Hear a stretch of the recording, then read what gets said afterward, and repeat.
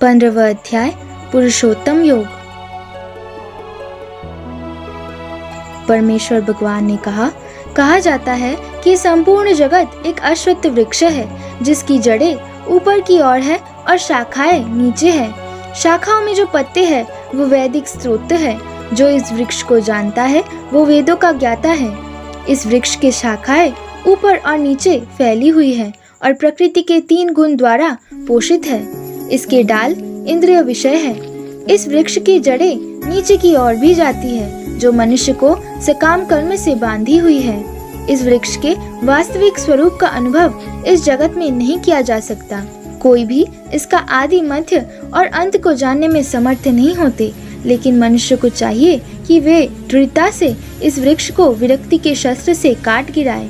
तत्पश्चात उसे ऐसे स्थान की खोज करना चाहिए जहाँ जाकर लौटना ना पड़े और वहाँ उस परम भगवान की शरण ग्रहण कर ली जाए, जिससे अनादि काल से प्रत्येक चर अचर का विस्तार हुआ है। जो झूठी प्रतिष्ठा, मोह और कुसंगति से मुक्त है, जो शाश्वत तत्व को समझते हैं, भौतिक कार्य से जो निवृत्त है, सुख तथा दुख के द्वंद्व से जो मुक्त है और मोह से रहित होकर परमेश्वर के शरणागत होना चाहते हैं, वे उस शाश्वत परम धाम को प्राप्त करते हैं।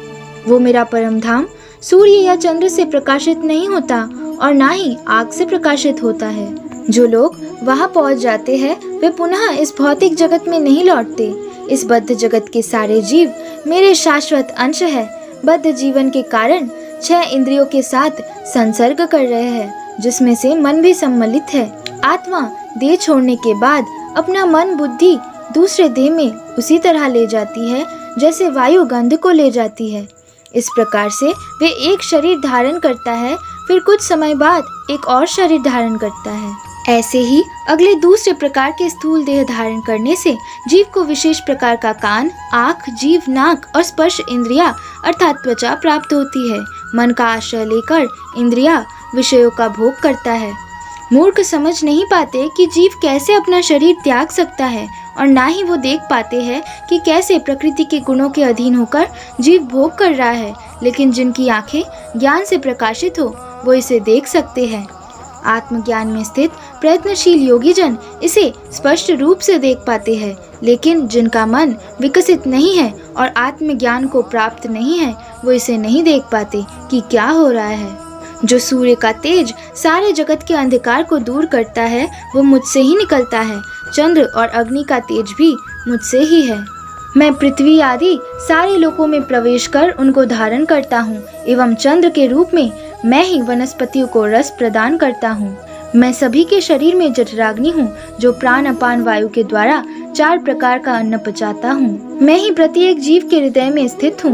मुझसे ही स्मृति, ज्ञान और विस्मृति है। वेदों के द्वारा मुझे ही जाना जाता है और निस्संदेह मैं ही सभी वेदांत का संकलन करता हूँ और वेदों को जानने वाला भी हूँ। विनाशी और अविनाशी 2 प्रकार के जीव होते हैं। इस जगत में सारे जीव क्षर अर्थात विनाशी है, पर नित्य जगत में सारे जीव अक्षर अर्थात अविनाशी है। पर इन दोनों के अतिरिक्त एक परम पुरुष है जो अविनाशी है, ईश्वर है और सारे जगतों में प्रविष्ट होकर उनका पालन कर रहा है। क्योंकि मैं क्षर अक्षर दोनों के परे हूँ, सर्वस्रष्टा हूँ, इसीलिए जगत और वेदों में परम पुरुष के नाम से विख्यात हूँ। जो कोई भी मुझे संशय रहित होकर पुरुषोत्तम भगवान के रूप में जानता है वह सब कुछ जानता है। इसीलिए हे भरत पुत्र, वो व्यक्ति मेरे पूर्ण भक्ति में लगता है। ये वैदिक शास्त्र का सबसे गुप्त ज्ञान है जिसे मैंने तुम्हें कहा है। जो कोई इसे समझ जाएगा वे बुद्धिमान है और उसके सभी प्रयास पूर्ण होंगे। इस प्रकार से भगवत गीता का 15वां अध्याय समाप्त होता है।